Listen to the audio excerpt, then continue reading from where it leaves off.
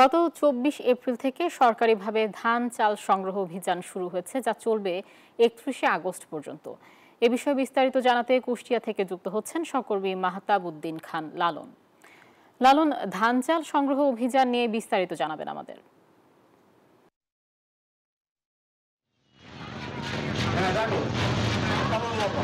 ধন্যবাদ আয়েশা। আমি জেলা খাদ্য কর্মকর্তার সাথে কথা বলেছি। আমি যতটুকু জেনেছি কথা বলে যে ধান চাল সংগ্রহ যে অভিযান সেটি কিন্তু আসলে চলতি মাসের ২৪ তারিখ থেকে শুরু হয়েছে।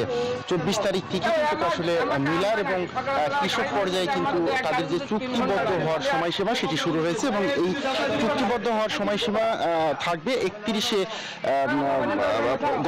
আগামী মাসের ১৫ তারিখ পর্যন্ত। অর্থাৎ জেলা খাদ্য কর্মকর্তা যেটি বলছেন যে আগামী মাসের ১৫ তারিখ পর্যন্ত মিলার এবং কৃষকরা এই খাদ্য গুদামে ধান দেওয়ার জন্য চুক্তিবদ্ধ হতে পারবেন। ইতিমধ্যে কিন্তু আসলে কিছু মিলার জেলা খাদ্য অফিসের সূত্র মতে ৩০% মিলার তারা চুক্তিবদ্ধ হয়েছেন এবং ইতিমধ্যে কিন্তু আসলে এই যে চাল সরবরাহ সেটি কিন্তু আসলে শুরু হয়েছে। খাদ্য গুদাম সূত্রে যতটুকু জানতে পেরেছি যে তারা বলছেন যে প্রায় 450 থেকে 500 মেট্রিক টন চাল কিন্তু ইতিমধ্যে তারা সংগ্রহ করেছেন। কুষ্টিয়াতে চাল সংগ্রহের লক্ষ্যমাত্রা রয়েছে ৪৪,০০০। বান্ডেল থাকলে প্রতি সেনমানিতে টাকা বাঁচবে। বিকাশ সেনমানি বান্ডেল কিনে জিতুন প্রতি লেনদেনে। ৩২৯ মেট্রিক টন এবং ধান সংগ্রহের লক্ষ্যমাত্রা রয়েছে ২,৫৪৬ মেট্রিক টন।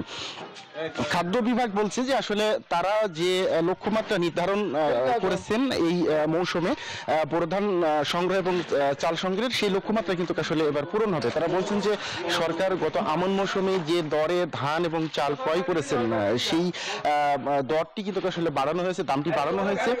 ধান ৩৩ টাকা থেকে এই মৌসুমে এসে সেটি ৩৬ টাকা এবং চাল যেটি ৪৭ টাকা ছিল সেটি ৪৯ টাকা করা হয়েছে। ফলে তারা আশা করছেন যে আসলে তাদের যে লক্ষ্যমাত্রা রয়েছে ৩১শে আগস্ট পর্যন্ত এই ধান চাল সংগ্রহ অভিযান, এই সময়ের মধ্যে কিন্তু তাদের যে লক্ষ্যমাত্রা সেটি পূরণ হবে। আমি মিলারদের সাথে কথা বলেছি, মিলাররা যেটি বলছেন যে সরকার যেহেতু ৩৬ টাকা দরে ধান ক্রয় করছেন, তবে এই ৩৬ টাকা দরে ধান ক্রয় করে কিন্তু আসলে ৪৯ টাকা দরে আসলে চাল দেওয়া তাদের জন্য কষ্টসাধ্য হয়ে যাচ্ছেন এবং তারা বলছেন যে চালের দামটি একটু বাড়ালে হয়তো বা তাদের এই ক্ষতিটি পুষিয়ে নেওয়া সম্ভব হতো। তো এই ছিল আসলে কুষ্টিয়ার ধান চাল সংগ্রহ নিয়ে আমার কাছ থেকে সর্বশেষ। আয়েশা। লালন, আপনাকে ধন্যবাদ।